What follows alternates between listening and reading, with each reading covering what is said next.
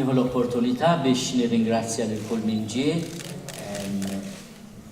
u nerġa' intenni l-awgurju tiegħi lil kulħadd u mod speċjali lil media u preżenti wkoll għax permezz tagħhom nixtieq nwassal l-isbaħ xewqat tas-sena ġdida lill-poplu Malti u Awċi kollu. Is-sena d-dieħla l-isfijiet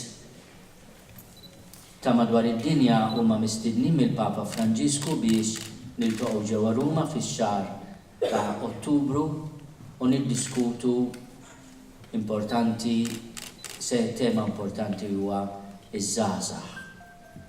Id-dixxerniment li huwa li tara fil-ida tagħha f'ħajtek u anke il-vokazzjonijiet.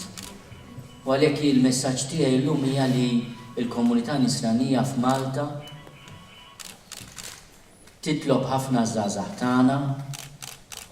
Jiena se nniedi fix-xhur ta' qabel Ottubru diversi laqgħat ma' kategoriji differenti ta' żgħażagħ, laqgħat ta' dialogu fejn l-isqof qabel jitkellem l-ewwel jisma', anzi jisma' ħafna żgħażagħ tagħna għandhom dritt li l-isqof jisma' dak li hemm fil-qalb tagħhom, dak li jagħtihom tama, dak li jinkwethom, dak li wkoll jitolbu mill-Knisja bħala komunità ta' fidi u fl-istess ħin ikollhom ukoll messaġġ ta' tama u ta' inkoraġġament. Għalhekk jiena nistieden anke l-familji fejn hemm iż-żgħażagħ biex b'mod speċjali f'din is-sena noħolqu ambjent fejn iż-żgħażagħ mhux biss nuruhom li nħobbuhom għax ninkwetaw għalihom u nieħdu ħsiebhom, imma wkoll nisimgħuhom. Hemm frażi minn ittra li kiteb l-Apostlu Missierna San Pawl li dejjem tolqotni. Meta jitkellem dwar il-familja, dwar id-dixxiplina fil-familja, jitkellem dwar l-imħabba bejn il-missieru l-om, u mbagħad jgħidilhom ukoll biex jieħdu ħsieb il-wliedhom, imma jgħidulhom ukoll taqtawlhomx qalbhom. U din hija ħaġa importanti li l-żgħażagħ tagħna fil-familja, fis-soċjetà, nagħtuhom tama, nagħtuhom ukoll mument fejn huma jesprimu dak kollu li hemm fil-qalb tagħhom. Jiena nixtieq ukoll li bħala komunità Nisranija inkomplu nagħtu xhieda tal-valuri sbieħ, mod speċjali l-valur tal-ħajja, mill-binunet tat-tnissir sa tmiem naturali tal-ħajja, għaliex nifhmu nemmnu bħala komunità ta' fidi li l-Mulej Ġesu li huwa t-triq, il-verità u l-ħajja ġie biex jagħti toma tajba lil kull wieħed waħda minna f'ħajjitna. L-aħħar punt li xtaqt ngħid huwa li din is-sena fejn il-belt kapitali tagħna Valletta se tkun il-kapitali Ewropea tal-kultura, tajjeb li aħna infittxu isbuħija bħala xi ħaġa li twassalna lejn Alla.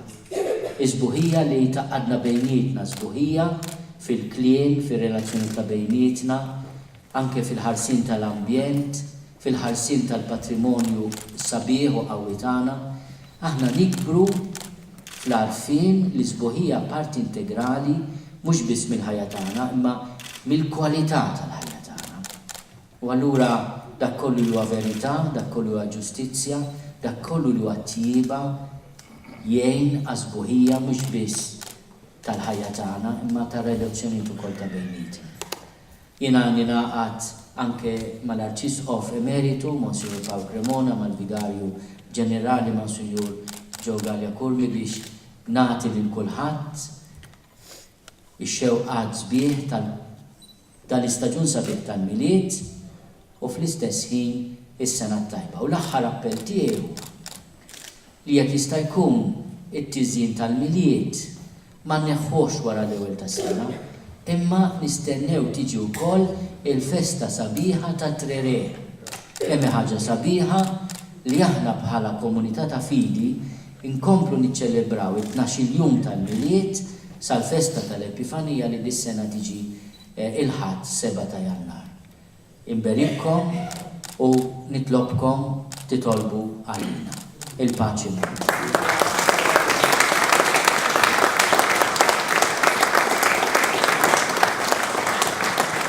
Jina nixtieq ukoll insellem il-medja u nirringrazzjahom tas-servizz li jagħtu lill-pajjiż. U nixtieq ukoll nagħmlu ċabċiba kbira lill ġurnalisti kollha tagħna.